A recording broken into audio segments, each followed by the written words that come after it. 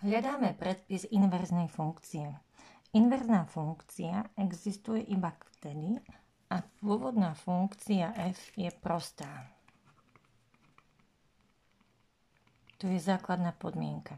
Druhá podmienka, respektíve druhá vec, ktorá sa deje, definičný obor pôvodnej funkcie sa stáva oborom hodnôt inverznej funkcie a obor hodnôt pôvodnej funkcie sa stáva definičným oborom inverznej funkcie. Nakoľko tieto funkcie sú symetrické, osovo podľa priamky y sa rovná x.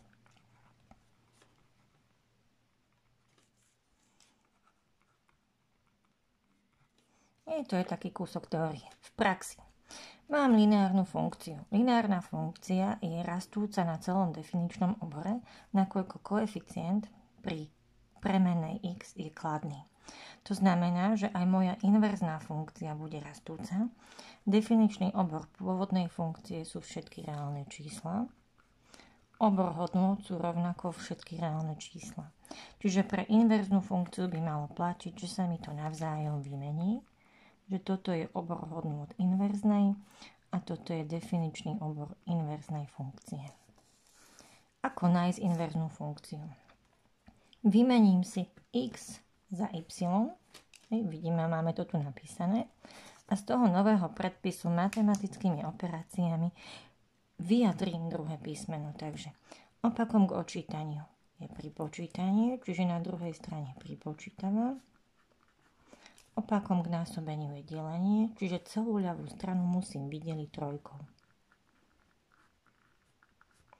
Toto je predpis inverznej funkcie. Druhá úloha.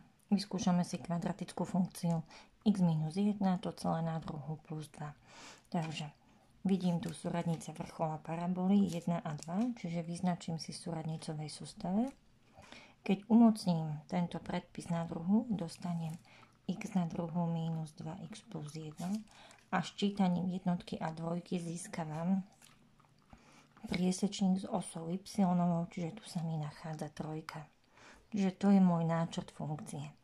Vidím, že funkcia nie je prostá. Na jednej časti je funkcia klesajúca, na druhej časti je funkcia rastúca. Takže ak chceme ku tejto kvadratickej funkcii hľadať inverznú funkciu, musíme definičný obor rozdeliť na dve časti. A prvá časť bude práve od tejto jednotky pôjdem doprava, čiže budem hľadať inverznú funkciu iba na definičnom obore od jednotky do nekonečna. Ako náhle mám určený vrchol, od y-ovej súradnice vrchola viem určiť aj obor hodnôt, čiže obor hodnôt funkcie bude od dvojky až do nekonečna. Takže toto sú údaje, ktoré by mi mali platiť aj pre moju inverznú funkciu, že sa mi to navzájom vymení. Takže vrátime sa naspäť ku pôvodnej funkcii. X vymeníme s y a pokúsime sa vyjadriť y. Takže x sa rovná y minus 1, to celé na druhu plus 2. Takže postupujeme zvonku dovnútra. Potrebujem sa zbaviť dvojky, čiže opakom k pripočítaniu je odpočítanie. Opakom k druhej mocnine za týchto podmienok je druhá odmocnina. Ostáva mi výraz dnu v zátvorke. No a opakom odčítaniu je pripočítanie, čiže k celej ľavej strane pripočítam jednotku a získavam predpis inverznej funkcie. Vidím, že inverzná funkcia má výraz pod odmocninou. Výraz pod odmocninou musí byť nezáporný. A z toho mi krásne vyplýva, že definičný obor inverznej funkcie sú všetky reálne čísla, ktoré sú väčšie alebo rovné ako dvojka, čiže interval od 2 do nekonečna. Keď sa pozrieme sem, je to presne obor hodnôt kvadratickej funkcie, respektíve časti kvadratickej funkcie. Ak by sme si chceli graficky pomôcť a nájsť inverznú funkciu, zobrazíme si priamku y sa rovná x. A v osovej súmernosti prenesieme tento graf na opačnú stranu. Čiže ak mám x rovné 1, vymením, zoberiem tú hodnotu 1, hodnotu 2 a mám tento bod a zobrazím moju funkciu, inverzná funkcia k nej. Ďalší prípad. Lineárna lomená funkcia, jej grafom je hyperbola. Načrtnem nejakú situáciu. Keby sme mali základnú funkciu 1 lomeno x, tak grafom je základná hyperbola. Samozrejme, túto funkciu treba nejakým spôsobom upraviť, aby sme zistili, kam sa posunú asymptoty. Tento graf som nakreslila preto, aby ste videli, že funkcia klesá aj na jednej časti, aj na druhej časti definičného oboru, takže má význam ku nej hľadať inverznú funkciu.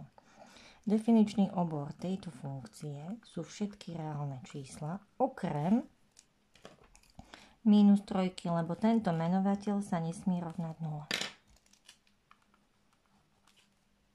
Ideme hľadať, takže vymeníme x za y, vymeníme a píšeme si x rovná 2y minus 1 lomeno y plus 3.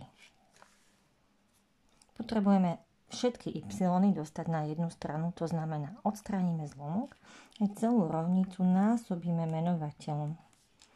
Vľavo mi vychádza x krát y plus 3, vpravo ostáva 2y minus 1. Ľavú stranu roznásobím. Všetky členy, ktoré obsahujú y, prenesiem na jednu stranu.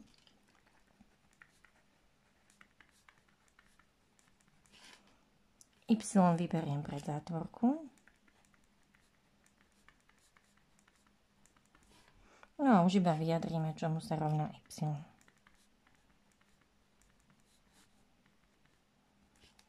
Celú rovnicu vydelíme týmto výrazom, touto zátvorkou. A môžeme si to aj napísať.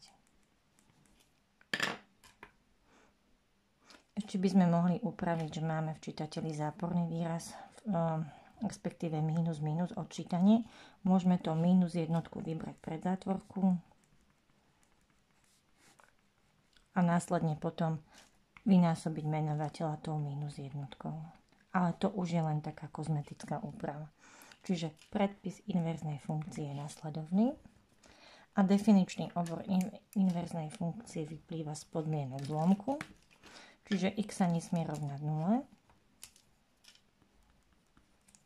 Takže definičný obor inverznej funkcie sú všetky reálne čísla okrem čísla 2. Tak to by bolo odo mňa všetko.